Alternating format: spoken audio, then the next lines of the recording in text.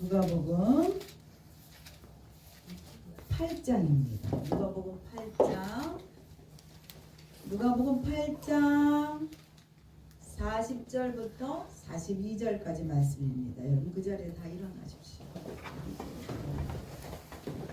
그 자리에 일어나셔서 누가복음 8장 40절부터 42절입니다.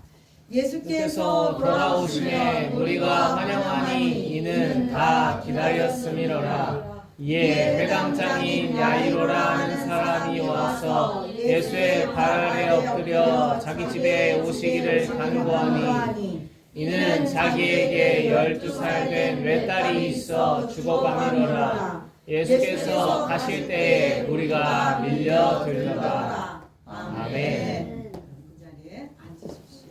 오늘의 말씀의 제목 우리 함께 읽겠습니다.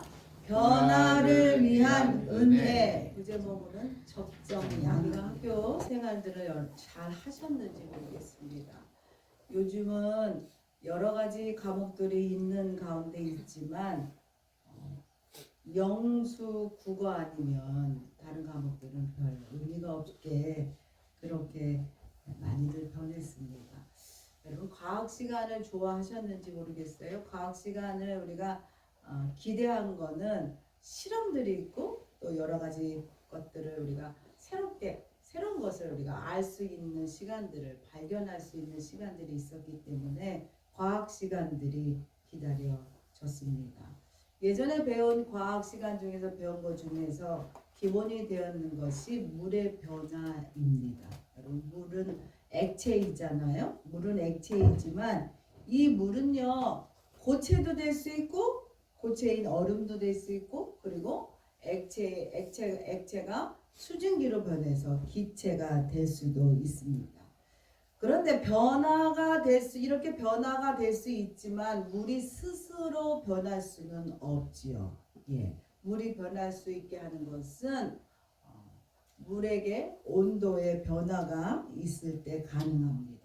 온도가 0도로 딱 떨어지면 이렇게 고체 얼음이 되고 그리고 온도가 100도가 딱 넘어가야지만 물이 끓어서 기체가 돼서 공중으로 이렇게 가습기가 올라오는 같이 이렇게 올라가는 것을 우리가 볼 수 있게 됩니다. 그 온도가요 올라가거나 내려가지 않으면 될 듯 엉길 듯 아니면 끓을 듯 하다가도 그냥 물 자체로 남게 되는 것을 우리가 보게 됩니다. 적정 온도라는 것이 올라가고 내려가야지만 물의 변화라는 게 오게 됩니다. 우리의 삶에 있어서도요 우리도 변화를 여러분 갈급하시죠. 우리의 삶의 변화를 갈급합니다. 어찌하든지 지금보다 나아진 생활, 좀 더 달라진 생활, 아니면 좀 더 좀 부유한 생활, 지금과 형태가 조금 다른 형태의 삶을 우리가 살아가기를 원합니다만 그 변화가 그렇게 빨리 오지 않지요. 참 더디게 옵니다. 물이 끓으면 수증기로 변해서 공중으로 날아가는 것을 볼 수 있는 것 같이 우리의 삶도 확연하게 우리 눈으로 변화된 것을 보기를 우리가 원한다는 거죠. 그런데 노력했는데도 불구하고 달라지는 것을 보기에는 참 쉽지 않다는 거죠. 여러분 그때 필요한 것이 뭐냐? 은혜입니다. 변화는요 적정량이 채워져야만 일어나는 거죠. 그 적정량이 어디까지 모르는 인생을 살아가는 우리는 목표치가 바로 앞에 두고도 몰라서 우리가 포기하고 멈추게 된다는 거죠. 그러니 변화가 일어나지 않고 우리의 삶이 녹록하지 않게 되니 참으로 우리가 답답합니다. 여러분 그때 필요한 것이 뭐냐? 여러분 은혜입니다.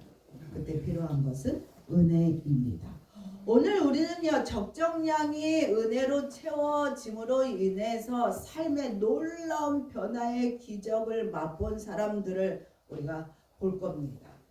병이 든 딸을 가진 아버지와 그리고 연약하기 짝이 없는 병든 한 여인을 우리가 보게 될 것입니다.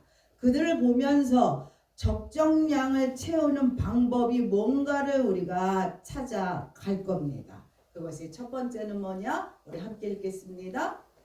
기대, 갈망이 있어야 합니다. 누가복음 8장 41절 읽겠습니다. 이에 해당장인 야이로라 하는 사람이 와서 예수의 발 앞에 엎드려 자기 집에 오시기를 간구하니, 여기서 누가 나오냐 하면 회당장 야이로라는 사람이 나옵니다. 당시에 회당장이라는 사람은 뭐냐? 어떤 사람이냐면 권세가 대단한 사람이었어요. 그래서 그 이스라엘 공동체에 같이 모여 있는 그 지역에 있는 사람들을 재판할 수 있는 능력이 갖고 있는 그런 사람이었고, 회당에 있는 모든 업무를 총괄하는 사람이었죠. 그렇기 때문에 사회적으로 매우 영향력이 있는 그런 직책을 가지고 있는 자입니다.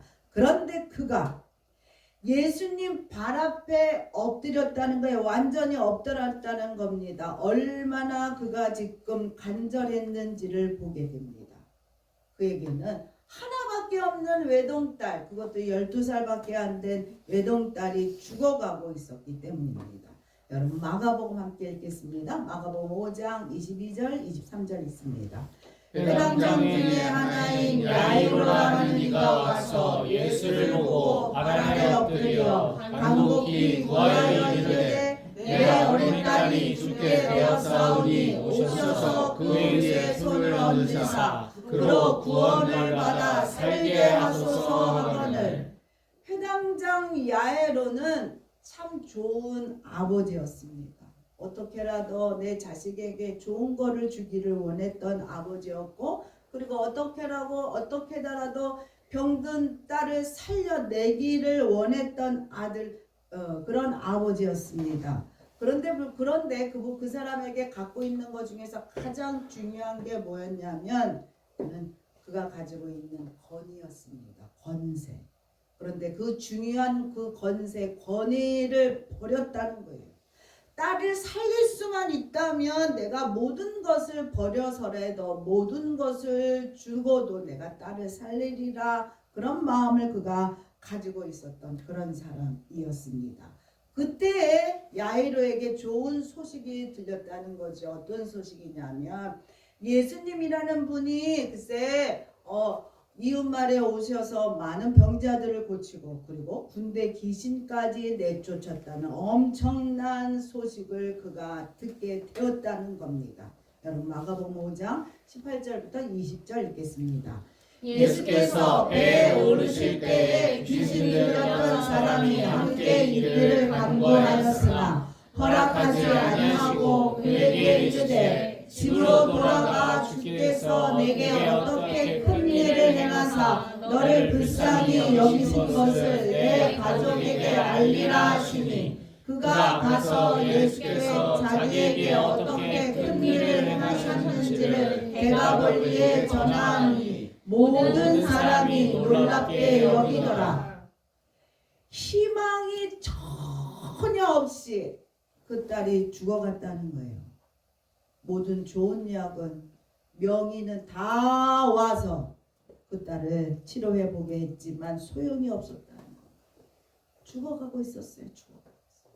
아무런 희망이 없었어요. 그런데 그 가운데 기대라는 게 생기게 되었다는 겁니다.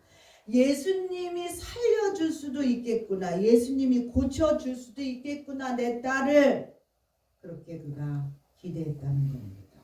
그리고 그 기대로 인하여 그가 가지고 있었던 그 자존심, 높은 자들에 있는 자들이요 그 권세를 버린다는 건 참 어려운 일입니다만, 딸을 살려내기 위하여 이 아버지 야이로가 갖고 있는 자존심을 버리게 됩니다. 그러나 여러분, 그렇게 했을지라도 적정량은 도달하지 못했다는 겁니다. 물이 끓기 위해서는 100도가 넘어가야만 합니다. 100도까지 올라가야 했지만 이 야이로는 아직 100도까지 가지 못했다는 거죠. 한 60도 정도였다는 겁니다. 변화를 일으키기 위해서는 아직 추진력이라는 게 부족했다는 거예요. 추진력이 부족했답니다. 우리나라에요 2021년에 우리가 우주를 향하여 우주선을 쏘아 올렸습니다. 이때 수많은 사람들이 모였고요. 그리고 많은 사람들이 지켜보았습니다. 드디어 우리도 우주를 향하여 우주선을 쏘아 올리구나 다들 기대했다는 거죠. 여러 사람들이 노력했습니다만 추진력이 부족했어요. 그래서 올라가다가 실패하고 다시 돌아오는 실패를 우리가 경험했습니다. 그 이후로부터 2차, 3차, 4차까지 작년 12월에 야간 발생을 우리가 성공했답니다. 그렇게 우리가 성공 발사를 하게 된 것을 우리가 보게 됩니다. 그리고 여러분 또한 이 추운 겨울에도 서울역에 가면 노숙자들이 아직도 그렇게 있지요. 그들에게요 컵라면 하나, 생수병 하나는 그들에게 엄청난 기대감을 준다고 합니다. 그러면 이들이 흩어져 있다가 이렇게 모여서 예배를 드리게 되지요. 그러나 여러분 갈망만으로는 변화되지 않는다는 거죠. 그들의 대부분은요 믿음으로 모인 게 아니라 그들의 육체적 작은 그 갈망을 채우기 위하여 모였기 때문에 변화라는 것은 아주 더디게 일어난다는 겁니다. 기대만으로는 적정량을 도달할 수 없었다는 거지요. 그래서 야이로도 마찬가지였어요. 간절한 기대감은 있었지만 추진력이 그에게 없었다는 겁니다. 그 추진력에 뭐가 더 필요했느냐? 믿음이라는 게 더 필요했다는 겁니다. 여러분 두 번째는요. 우리 함께 읽겠습니다. 믿음이 있어야 합니다. 야이로는요 딸을 사랑하는 아버지로서 자기의 모든 것을 버려서라도 나의 자녀를 살리리라 그렇게 마음먹었고 헌신했습니다만 그것으로는 부족했다는 겁니다. 그에게는 믿음이 없었다는 거예요. 믿음이 없었답니다. 자녀도 자기를 높이기 위한 수단으로 이용하는 매정한 아버지가 있기도 하지만 자녀를 위하여 자신이 갖고 있는 모든 것을 헌신하여 내주는 좋은 아버지도 있습니다. 모든 것을 자녀를 위해서 헌신했을지라도 인간 아버지는요 한계점이라는 게 있습니다. 해줄 수 없는 것이 있지요. 생명은 줄 수 없습니다. 구원은 줄 수 없다는 거지요. 생명과 구원은 하늘 아버지만이 우리에게 줄 수 있기 때문입니다. 믿으십니까? 아멘. 그리고요 여러분 기대하는 것과 믿음은 다른 겁니다. 기대하는 것과 믿음은 다른 거라는 거죠. 기대한다고 해도 믿음이 없으면 구원은 받을 수 없는 거예요. 예수를 믿는 그 믿음이 없어요. 야이로에게는요 기대는 있었지만 믿음이 없었다는 거예요. 믿음이 부족했다는 겁니다. 정작 예수를 만나기를 기대했지만 예수를 믿고 구원을 얻는다는 그 믿음은 없었다는 겁니다. 이때 예수님은요 그를 불쌍히 여기사 은혜를 베풀어 주게 됩니다. 눈으로 보고 야이로가 믿음을 가질 수 있도록 주님이 그에게 기회를 주십니다. 누가복음 8장 42절부터 46절 읽겠습니다. 이는 자기에게 12살 된 맷딸이 있어 죽어가느니라. 예수께서 가실 때에 무리가 밀려들더라. 이에 12해를 혈루증으로 앓는 중에 아무에게도 고침을 받지 못하는 여자가 예수의 뒤로 와서 그의 옷가에 손을 대니 혈루증이 즉시 그쳤더라. 예수께서 이르시되 내게 손을 댄 자가 누구냐 하시니 다 아니라 할 때에 베드로가 이르되 주여 우리가 밀려들어 미나이다. 예수께서 이르시되 내게 손을 댄 자가 있도다. 이는 내게서 능력이 나아간 줄 알미로다 하시되. 어떤 여인이 왔다는 거예요. 어떤 여인이. 사람들이 많이 있었고 사람들이 많이 있어서 몰리는 가운데 어떤 여인이 예수님의 옷자락 끝을 살짝 만졌답니다. 그런데 예수님은 하나님이시잖아요. 전능하신 하나님이시죠. 모르시는 게 없는 분이시죠. 그 여인이 옷가를 싹 만지는 순간에 예수님의 능력이 딱 나간 것을 예수님이 아셨다는 겁니다. 예수님은요 이미 기대와 믿음이 충분하여 적정선을 넘은 여인을 야이로에게 보여주었다는 겁니다. 이 여인은요 혈루증 환자였고 부정한 자로서 사람들과 살 수 없는 그런 자였습니다만 이 여인이요 너무나 간절했어요. 내가 예수님 옷가만 만지면 나의 병이 나을 것이다. 내가 구원받고 천국에 갈 것이라는 것을 이 여인이 알았지요. 그러므로 인해서 자신의 처지를 안다면 이 여인은 망신뿐만이 아니라 쫓겨를 당할 수밖에 없는 그런 처지에 있었지만 용기를 내서 예수님의 옷자락을 만졌다는 거죠. 많은 사람들이 모여있는 그 틈바구니로 들어가서 예수님의 옷가를 만지게 됩니다. 그러므로 이 여인은요 병이 나을 뿐만이 아니라 즉시로 구원을 받았다고 말씀하고 있습니다. 여러분 누가복음 8장 48절 읽겠습니다. 예수께서 이르시되 따라 내 믿음이 너를 구원하였으니 평안히 가라 하시더라. 아주 초급을 다투는 상황입니다. 야이로의 딸이 죽어가는 그런 초급을 다투는 상황입니다만 예수님은요 가던 길을 멈추고 이 혈루병 여인을 고치시면서 시간을 쓰게 되십니다. 그것은 이 여인이 불쌍했기 때문이기도 하지만 야이로에게 은혜를 주시기 위했다는 거지요. 야이로에게 은혜 주기 위해. 야이로는요 야이로에게는 갈망은 누구보다도 강했지만 예수를 향한 믿음이 부족했다는 것이요. 그것을 아시고 계신 예수님은요 혈루증을 앓고 있는 이 여인 도저히 나을 수 없는 병이 나은 것을 봄으로 인해서 야이로가 믿음을 갖게 했다는 거죠. 그 믿음, 이 여인이 갖고 있던 그 믿음을 야이로에게 주기 위하여 초급을 다투는 그 순간에 예수님이 그곳에 멈춰서 이 여인을 고쳐주셨다는 겁니다.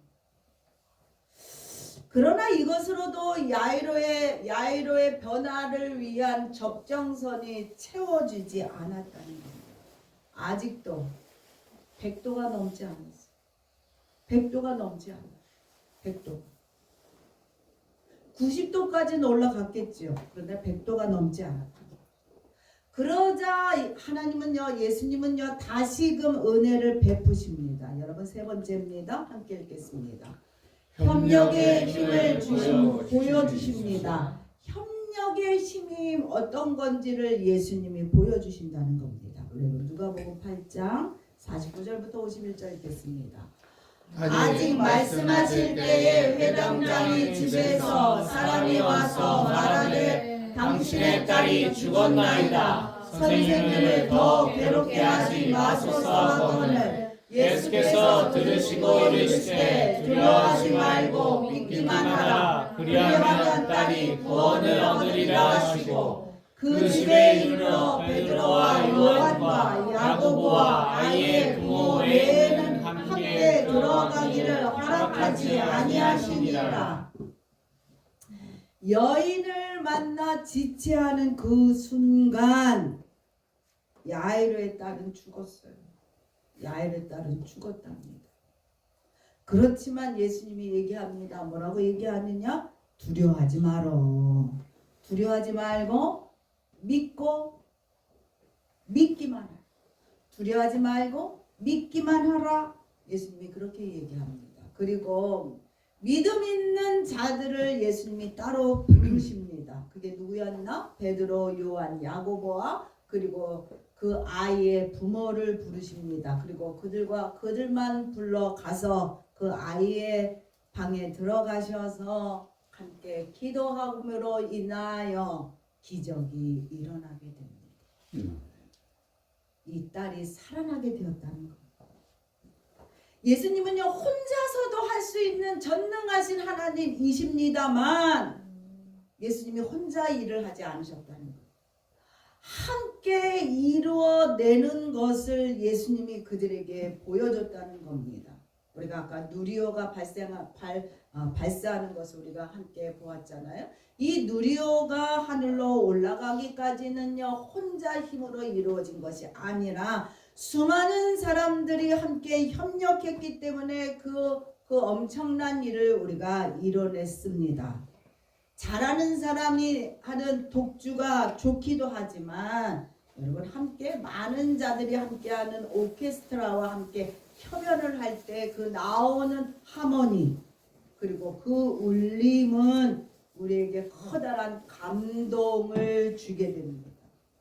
교회에서도요 잘난 목사가 모든 것을 혼자 하면은 어떻게 보면 편할 수 있어요. 편하고 더 쉽게 일을 잘할 수 있습니다만 하나님이 원하는 적정량을 올라가지는 못한다는 거죠. 적정량을 채우기 위해서는 교회가 뭐냐? 함께 모여 있는 게 교회지요. 함께 협력해야만 그 적정량에 올라가게 됩니다. 그래야지만 하나님이 원하시는 선을 이뤄낼 수 있다는 거죠.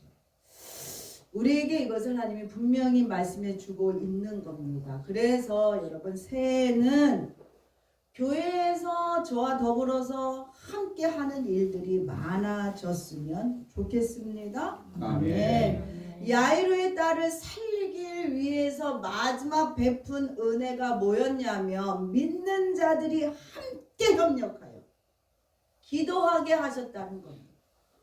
야이로가 있었던 그 기대와 갈망뿐만이 아니라 혈분 여인을 보게 함으로써 믿음을 채워주시고 그것뿐만이 아니라 믿음이 있는 자들이 함께 협력했을 때 기적이 일어나는 것을 야이로에게 보여주었다는 거지요. 여러분 변화를 원하는데 달라지지 않습니까? 열심을 냈는데도 해결이 되지 않는 일들이 여러분에게 있습니까? 아직 우리가 적정량을 채우지 못했기 때문입니다. 그것이요 내가 열심을 내지 않았기 때문이기도 하지만 한계점에 있기 때문입니다. 우리의 한계점. 여러분 그럴 때는 나머지는 뭘로 채워야 된다? 하나님의 은혜로 채워야 합니다. 하나님의 은혜로. 하나님이 나를 위하여 일하실 때 그 적정량은 채워지게 되는 겁니다. 아멘. 그렇기 때문에 여러분 먼저 뭘 해야 된다? 순종으로 심으셔야 돼요.